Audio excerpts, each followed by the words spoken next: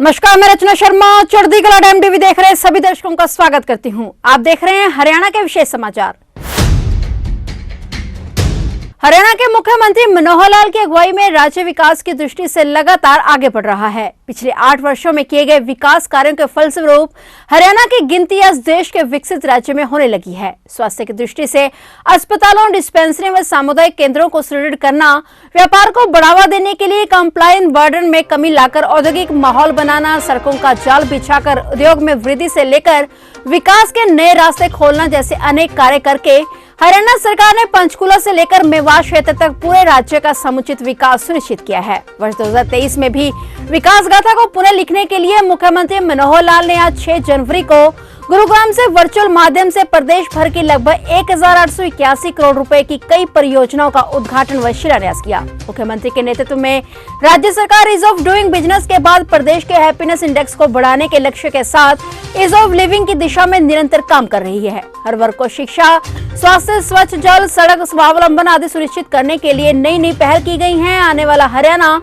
समृद्ध हरियाणा बने, इसके लिए मुख्यमंत्री विकास के साथ साथ शांति, सद्भावना और आपसी भाईचारे को और भी मजबूत करने के लिए अथक प्रयास कर रहे हैं। मुख्यमंत्री ने हरियाणा एक हरियाणवी के मूल मंत्र के साथ पूरे हरियाणा का एक समान विकास सुनिश्चित करने का जो प्रण लिया था उसे पूरा भी करके दिखाया। आईटी का उपयोग करते हुए वर्ष 2019 में पहली बार वर्चुअल माध्यम से मुख्यमंत्री ने जब प्रदेश भर को करोड़ों रुपए की परियोजनाओं की सौगात दी थी, तब किसी ने भी यह नहीं सोचा था कि भविष्य में हरियाणा में डिजिटल युग आने वाला है। वर्ष 2020 में वैश्विक कोरोना महामारी के कारण जब पूरी दुनिया में संकट काल आया, तब भी राज्य में विकास की यात्रा न रुके, इसके लिए वर्चुअल माध्यम से ही सारे काम होने लगे। तब से लेकर वर्ष 2022 तक 5 बार ऐसे कार्यक्रमों के माध्यम से सभी 22 जिलों में मुख्यमंत्री कुल मिलाकर 10,500 करोड़ रुपए से ज्यादा की परियोजनाओं को जनता को समर्पित कर चुके हैं। इसी कड़ी में पुनः नववर्ष के पहले सप्ताह में यानी आज 6 जनवरी को भी मुख्यमंत्री मनोहर लाल ने लगभग 1881 करोड़ रुपए की परियोजना का उद्घाटन व शिलान्यास कर हरियाणा वासियों को विकास परियोजनाओं की सौगात दी है। आज धनवापुर गुरुग्राम जिले से मुख्य कार्यक्रम के रूप में प्रदेश भर के 167 के कार्यक्रम के अवसर पर हरियाणा के सभी विभिन्न जिलों में उपस्थित यहां से जुड़े हुए हमारे सभी केंद्रीय मंत्रीगण, प्रदेश के मंत्रीगण, सांसदगण, विधायकगण व विभिन्न विभागों से जुड़े हुए सभी अधिकारीगण और सब 22 स्थानों पर आज उपस्थित हमारे जितने सज्जनवृंद भाइयों बहनों, पत्रकार छायाकार मित्रों, आज का दिन हरियाणा के विकास की इस कड़ी में एक महत्वपूर्ण दिन इस नाते से कहा जा सकता है, क्योंकि निरंतर जो विकास के पथ पर हम लोग चल रहे हैं और हर वर्ष हजारों करोड़ रुपए की विकास योजनाएं शिलान्यास होती हैं, उद्घाटन होते हैं और विशेष तौर पर कोविड के समय में जब हमने अनुभव किया कि सब स्थानों पर जाकर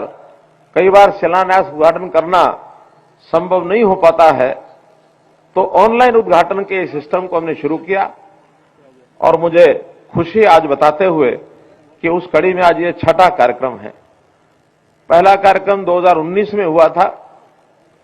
जिसमें 209 प्रोजेक्ट जो 4022 करोड़ की लागत के थे वो सब शिलान्यास उद्घाटन हुए थे।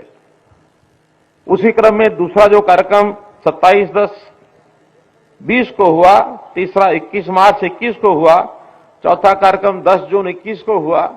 पांचवा कार्यक्रम इसी वर्ष 4 सितंबर 22 को हुआ और आज हम 6 जनवरी 2023 को ये 6ठा कार्यक्रम कर रहे हैं। आज के इस कार्यक्रम में जैसा मैंने बताया कि कुल सभी 22 जिलों में 167 प्रोजेक्ट्स, परियोजनाएं जिनका शिलान्यास उद्घाटन हो रहा है और कुल इसकी लागत 1882 करोड़ रुपया इसकी लागत है। एक बहुत बड़ी, जिसको कहें कि धनराशि के प्रोजेक्ट आज हरियाणा की जनता को समर्पित किए जा रहे हैं। मैं मानता हूं कि हरियाणा का विकास केवल हरियाणा तक ही इसकी चर्चा सीमित नहीं होती, बल्कि पूरे देश के विकास में अपना योगदान करते हैं। और खास करके गुरुग्राम जैसा नगर, जहां से आज का संबोधन हो रहा है, हम सब बैठे हैं, यहां जो इस प्रकार के विकास की बातें प्रारंभ होती हैं, शुरू होती हैं, तो इसकी चर्चा पूरे देश में तो जाती है, पूरी दुनिया में भी जाती है। क्योंकि ये शहर एक प्रकार से आइकन सिटी ऑफ हरियाणा बना है। दुनिया भर की जो 500 बड़ी कंपनीज हैं, उनमें से लगभग 300 कंपनीज, उनकी उपस्थिति गुरुग्राम में है। तो गुरुग्राम एक प्रकार की हमारी हरियाणा की आर्थिक राजधानी भी ये कहलाती है। हम लोगों ने पिछले लगातार, क्योंकि चौथा वर्ष तो ये वित्त मंत्री के नाते मुझे भी काम करने का जो एक मौका मिला है, तो मैं कह सकता हूं कि हमने जो वित्त का संयोजन किया है, उसमें बजट बनाते समय इस बात का ध्यान रखते हैं कि हम कैपिटल एक्सपेंसेस अर्थात विकास के कामों में कितना ज्यादा पैसा लगा सकते हैं। आपको बताते हुए हर्ष हो रहा है कि हमारे कुल बजट का 34.5% अब हम विकास के कामों में लगाने लग गए हैं। और ये अपने आप में हमारी एक बहुत बड़ी एक उपलब्धि है।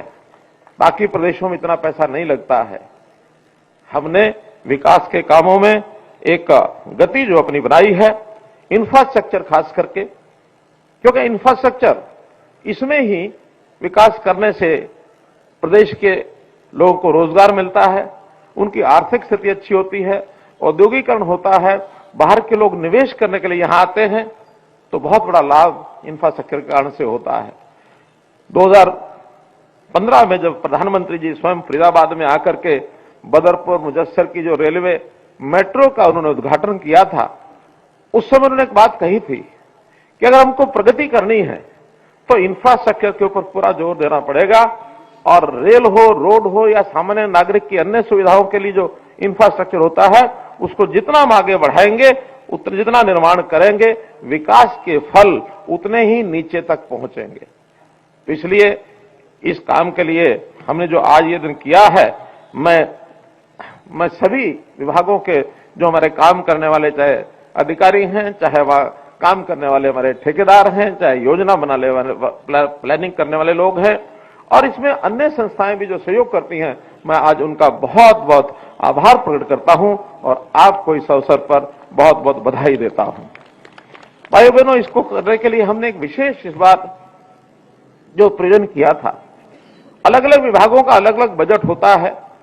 कभी कभी कुछ विभाग तो काम पूरा करके और भी डिमांड करते हैं,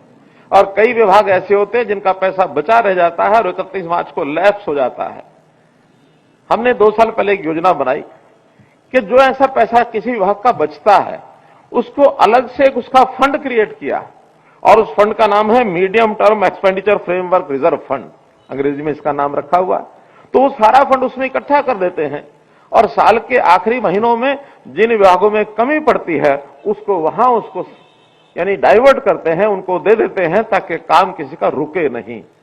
और ये काम अगले वर्ष भी अगर उसमें से फंड बचता है तो उसका उपयोग करते हैं। तो इसलिए इन फंड्स का जो नियोजन है, ये बजट के नाते से बहुत जो